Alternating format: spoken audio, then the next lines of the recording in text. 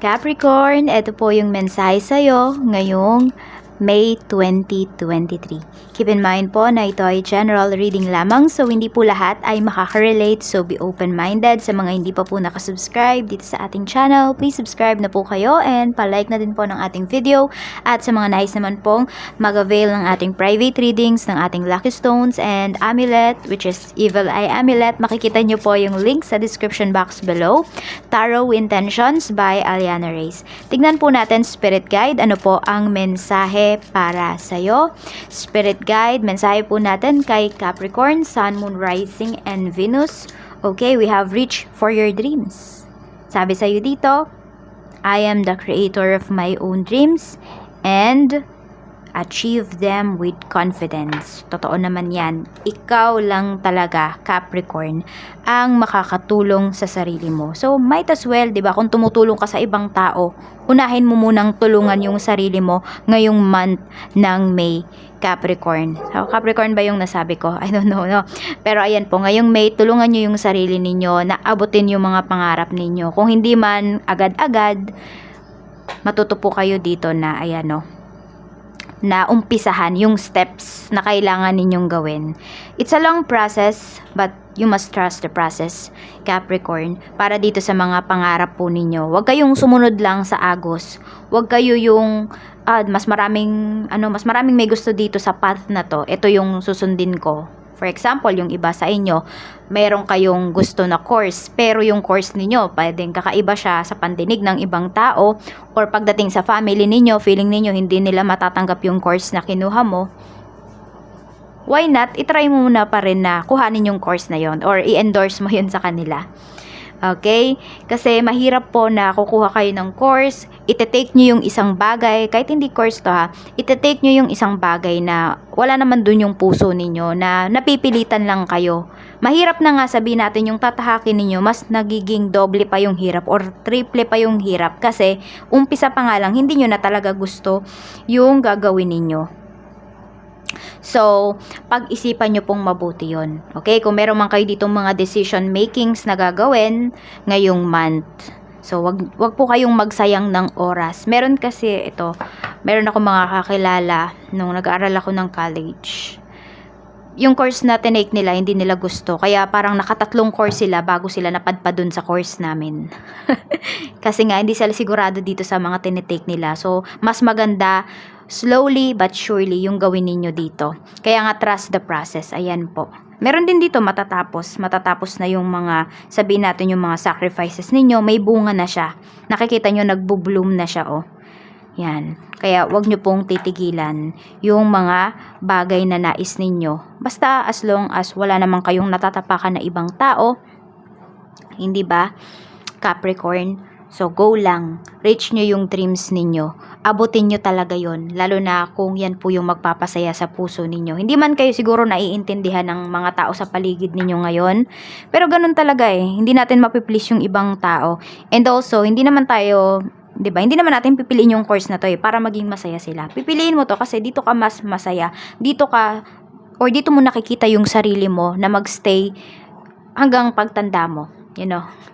Hindi ba? Para yan sa sarili mo, hindi naman yan para sa kanila. So, piliin mo yung talagang magpapasaya sa'yo. Yung magbibigay sa'yo ng drive, yung mamomotivate ka kahit minsan wala nang motivate yung mga nagaganap dito sa pipiliin mo. Tignan naman po natin kung kamusta naman yung energy dyan sa paligid mo. Okay? Tignan po natin kung kamusta yung energy sa paligid mo, Capricorn. Yan. Di po lahat ito, hindi lahat to ay energy ng mga nasa paligid ninyo. Ito lang po yung pinakamalakas. Tignan natin. Spirit Guide, kamusta po si Capricorn? Capricorn, Sun, Moon, Rising, and Venus. Tignan po natin. Spirit Guide, kamusta po si Capricorn or yung mga nakapaligid sa kanya. Tignan natin. Spirit Guide, kamusta po ang energy ng mga nakapaligid kay Capricorn? Okay. Archangel Michael, I'm grateful for the strength and courage Archangel Michael brings to my life. So, very thankful naman yung mga tao sa paligid mo ngayong month na ito, Capricorn. And also, ayan, ano din sila eh, mga palaban, yung mga makakasalamuha mo. So, may mga fighter din talaga dito sa mga tao sa paligid mo. Pero nakikita ko naman kasi hindi sila makakahadlang sa growth mo. Ayan.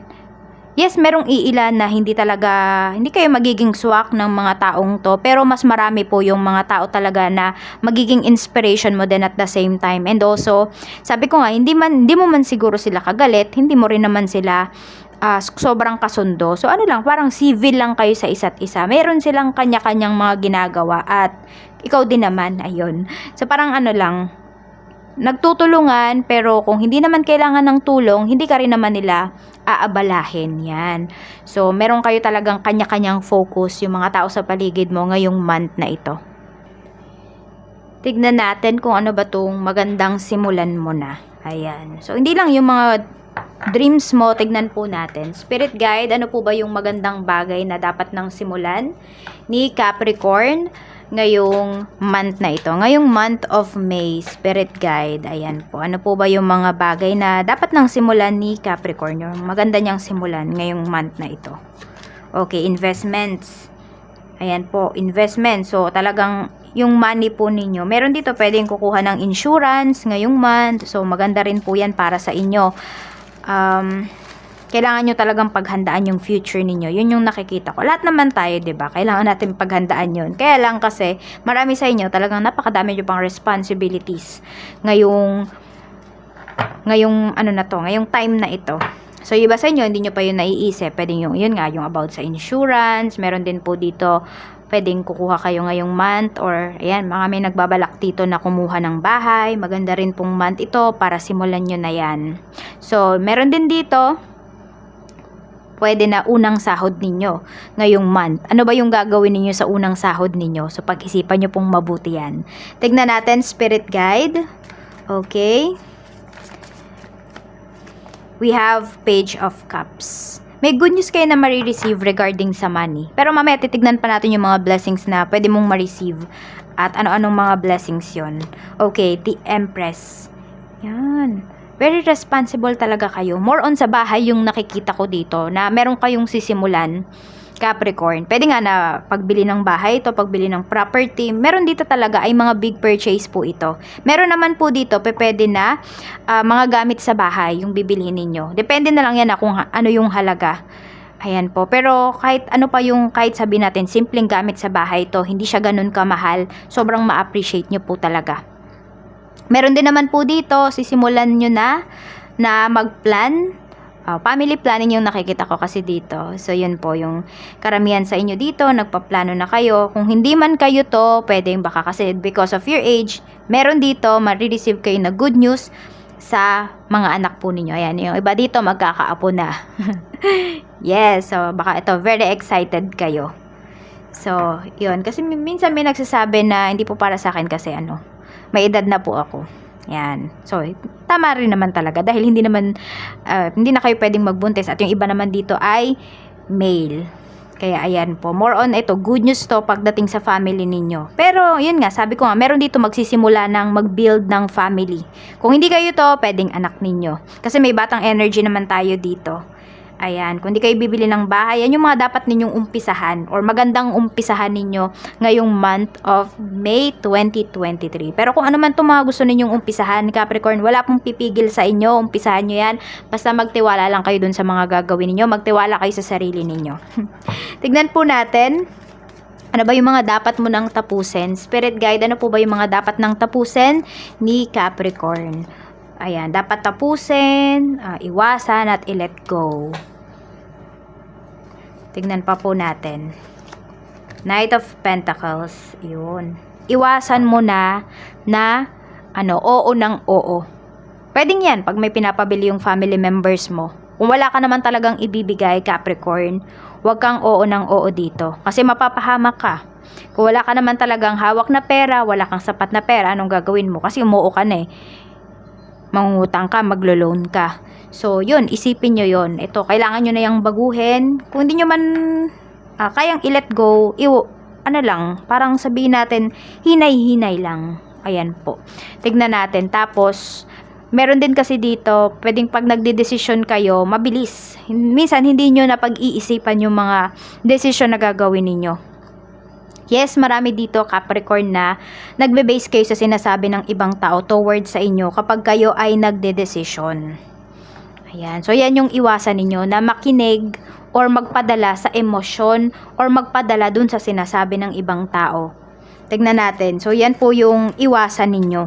Kasi kayo din yung mapapahamak dito. Ayun, kaka-oo ninyo, pwede kayong mapahamak. Kaya, yan, bago kayo umoo, pag-isipan nyo muna kung tama ba yung sinasabi ng isang tao na yun or agree ba kayo dun sa sinasabi niya. Or hindi ba kayo magkakaroon ng problema. Tignan po natin, okay, ano ba yung mga blessings na paparating sa'yo? Spirit guide, ano po ba yung mga blessings na paparating kay Capricorn? Spirit guide, ano po ba yung mga blessings na paparating kay Capricorn? Mga blessings po na paparating kay Capricorn, Spirit guide. Tignan natin. Mga blessings po na paparating kay Capricorn Spirit Guide ngayong May 2023. Tignan natin. Capricorn, Sun, Moon, Rising, and Venus. We have passion. Yan. So, alamin nyo talaga ano ba yung gusto ninyo na gawin dito sa mundo, na gawin dito sa buhay ninyo. Capricorn. Wala yan sa timeline. Walang ano yan eh. 'Di ba? Minsan nga kapag gusto natin in 3 months time nakuha na natin yung isang bagay. Kaya ang sinasabi ko kanina, trust the process kasi pwede na yung gusto nyo talaga, pwedeng yun. Gusto nyo yun pero pwedeng hindi nyo agad-agad yun makuha. So kailangan din po dito ay maging patience kayo. Hindi lang maging passionate, kung hindi maging maging patient din po kayo sa mga gusto ninyong makuha dito sa mundo. Ayan boundaries. Talaga naman yan yung sinasabi sa inyo. Kasi nakikita ko madaming request yung family mo, Capricorn, ngayong month na to.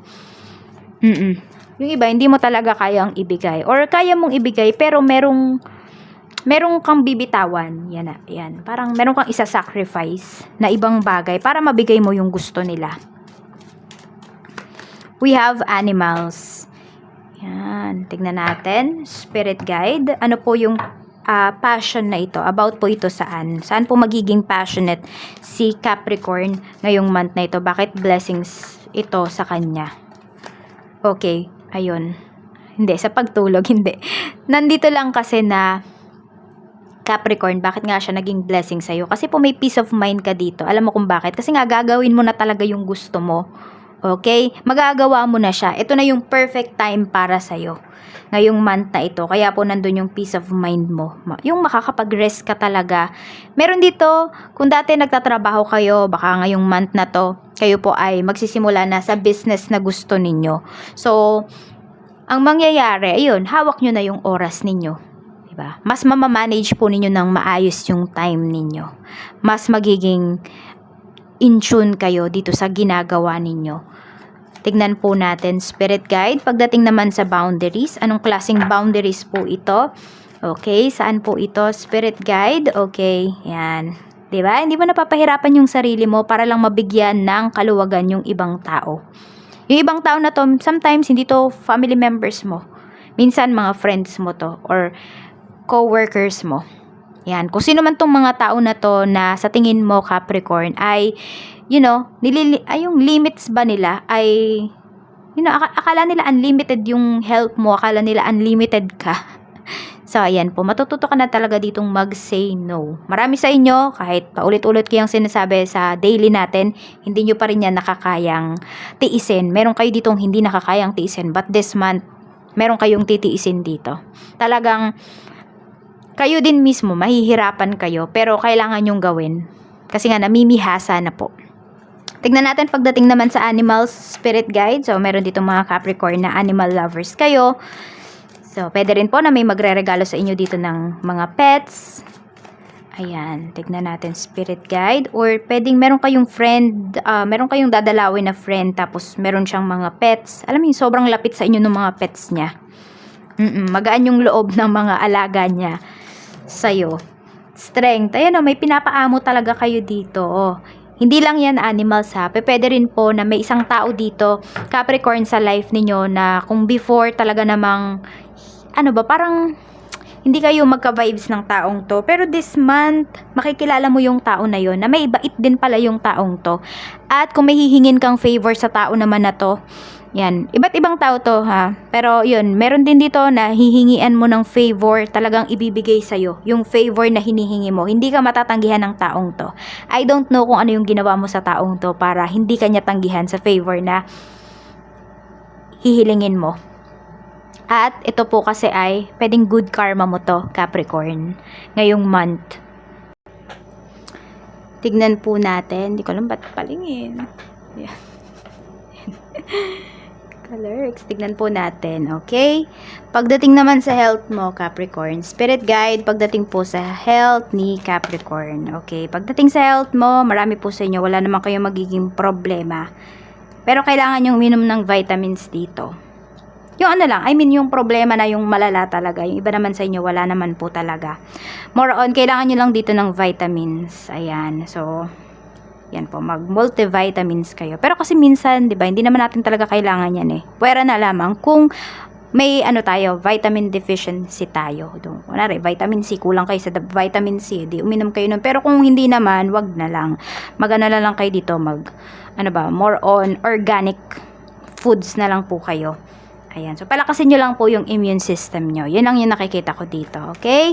Dahil di naman tayo doktor, wag na tayo masyadong mapunta sa health. I mean, wag na natin masyadong laliman, okay? Basta kung may nararamdaman po kayo, ay punta na lang po kayo sa mga specialista para mabigyan ng solusyon yung inyong mga dinaramdam, Capricorn. Tignan po natin pagdating sa bahay, family and relatives. Tignan po natin.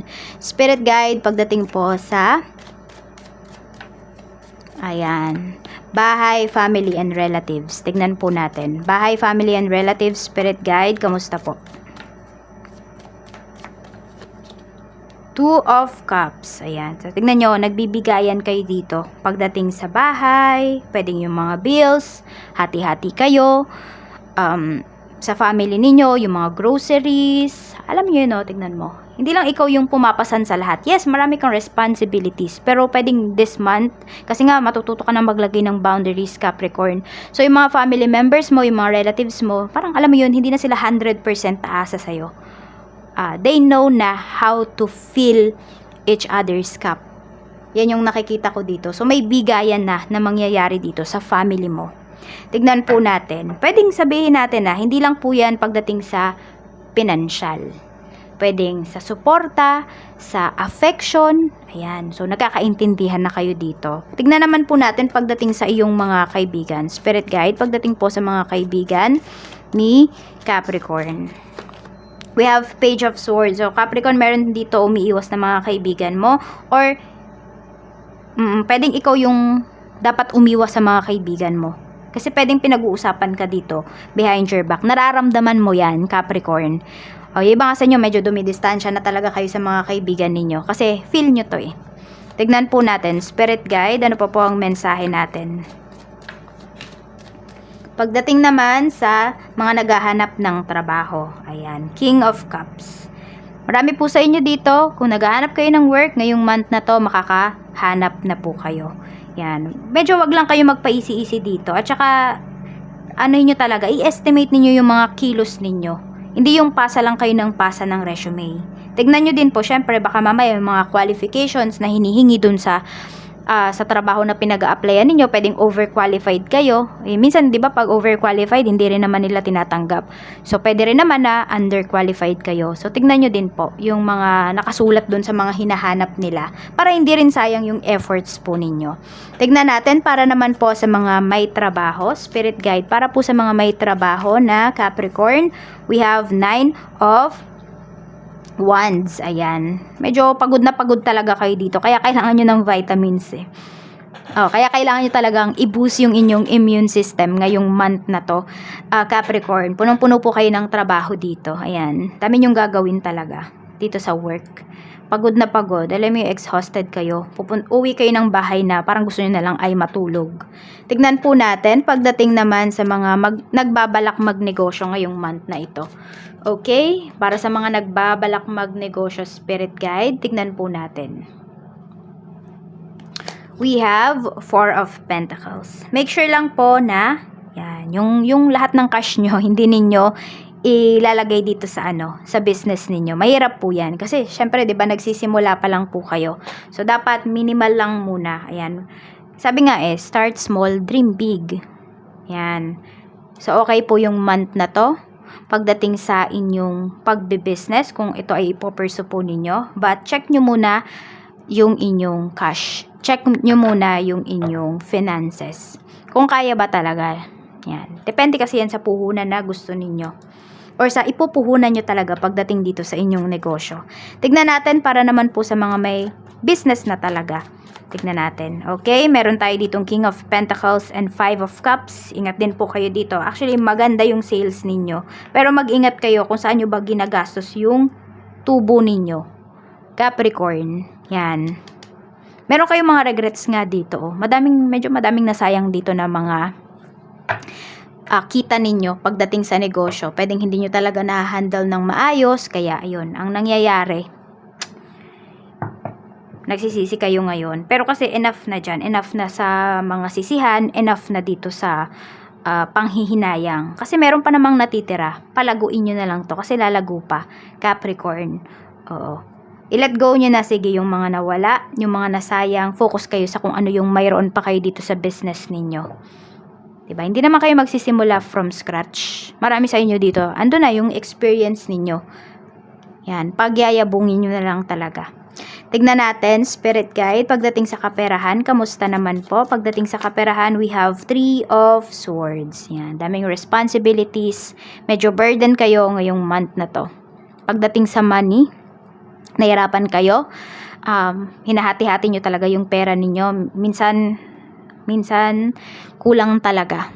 Yan. So, tignan natin. Ayan, pwede rin po na naluloko pa kayo dito pagdating sa pera. Pero alam niyo, kahit anong ang hardship ninyo dito, Capricorn, kayo lang talaga yung makakatulong sa sarili ninyo. So, tignan po natin. Okay. Saan po ba pwede pa na makakuha or kumita ng pera si Capricorn Spirit Guide? Yan o.